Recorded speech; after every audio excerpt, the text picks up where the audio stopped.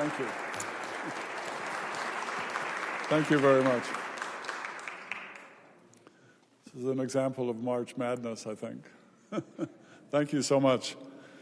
Distinguished members of Congress, ambassadors, members of the Iranian American communities, and to my great friends here around the table number 3, thank you for being here.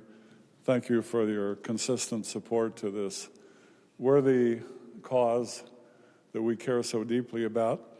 I'm very proud that this is my 13th year associating with all of you, and I will be here as long as it takes.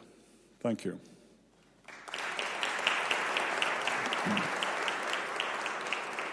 So it is my great pleasure to be standing before you today on the eve of the Iranian New Year. As we welcome the arrival of spring and the renewal of nature, let us also hope and work tirelessly towards the dawn of a new era for Iran and its citizens, one of freedom, one of democracy, and secularism.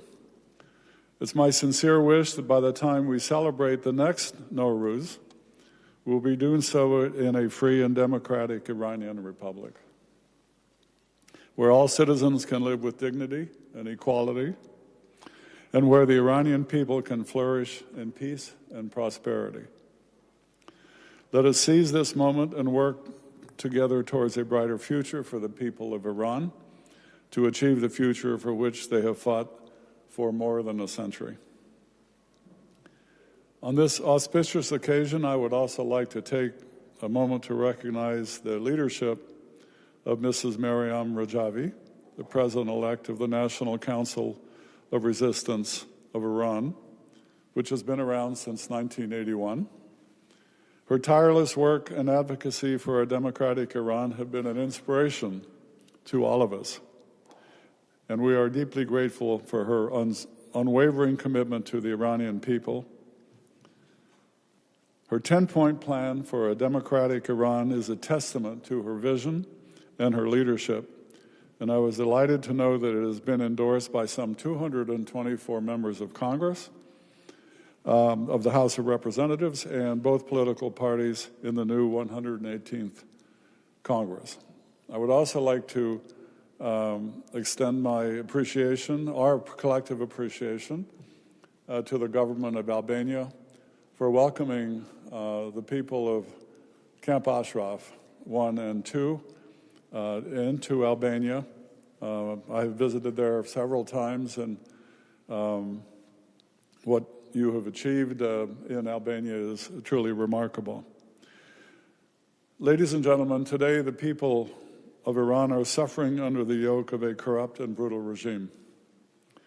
High unemployment, runaway inflation, widespread poverty, stagnant production, growing bankruptcies, water and electricity shortages, and even starvation have become everyday realities for many Iranians.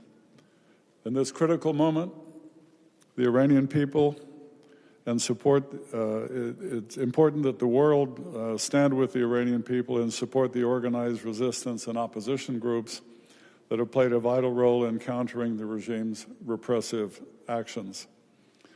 The recent protests that erupted in September of 2022, so almost 7 months ago, are the latest visible manifestation of over 40 years of organized resistance against the regime. The role of women in the leadership ranks of the resistance and in fighting back against the clerics is clearly evident on the streets of Iran. The Iranian people deserve a government that upholds democratic norms, respects the rule of law, and prioritizes the needs, the dreams, the aspirations of its people above repression at home and terrorism abroad. Despite the regime's brutal crackdown, now into its 7th month, the resistance units inside Iran are keeping the flames of resistance and uprising burning brightly, risking their lives, risking their safety in the face of overwhelming odds. And at Ashraf 3, where, as I mentioned, I have visited several times during the last year, we find the courageous freedom fighters who have endured so much in their fight for a free and democratic Iran.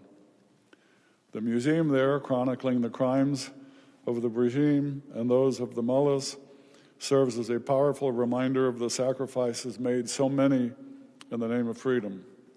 Let us stand with the Iranian people and support their struggle for a brighter future.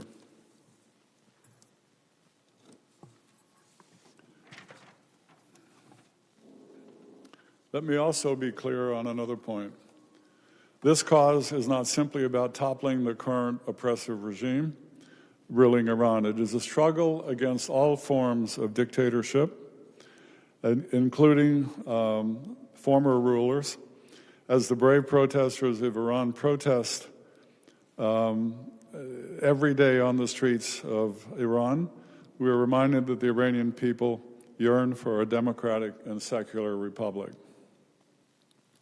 It's interesting to note that on the streets of the cities in Iran, the Iranian people seem to gravitate towards the American people with unwavering support and unwavering quest for the same kind of freedoms we enjoy and take for granted every day.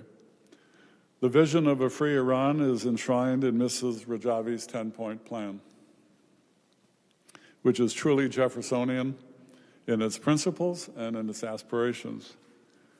The plan is a beacon of hope for a better future for the Iranian people.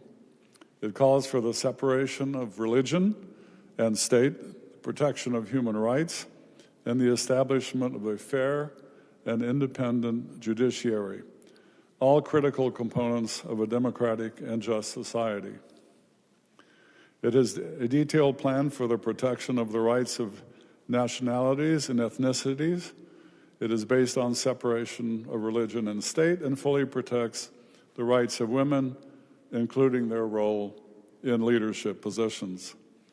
By endorsing this plan, we commit ourselves to the cause of freedom and democracy in Iran, and we stand with the Iranian people in their quest for a brighter future.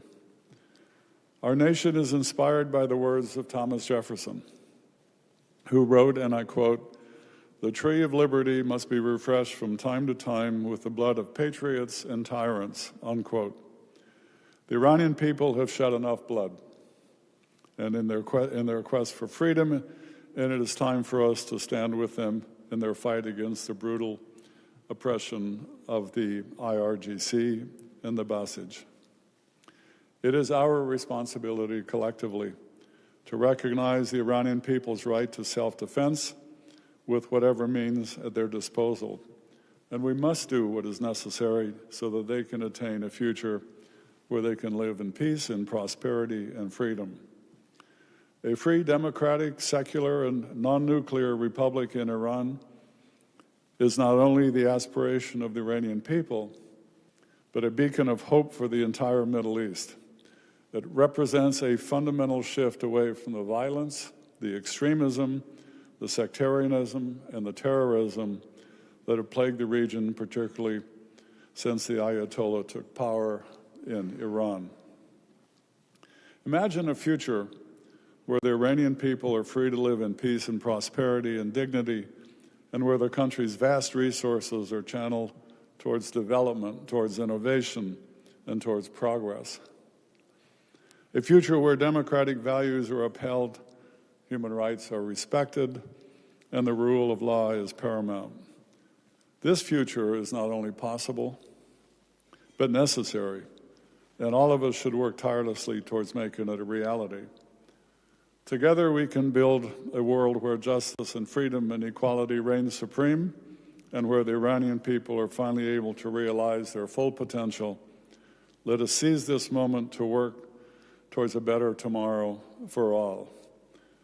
And lastly, I would close with a quote from Mrs. Rajavi, who once said, "The only criteria for legitimacy is the ballot box." Thank you very much.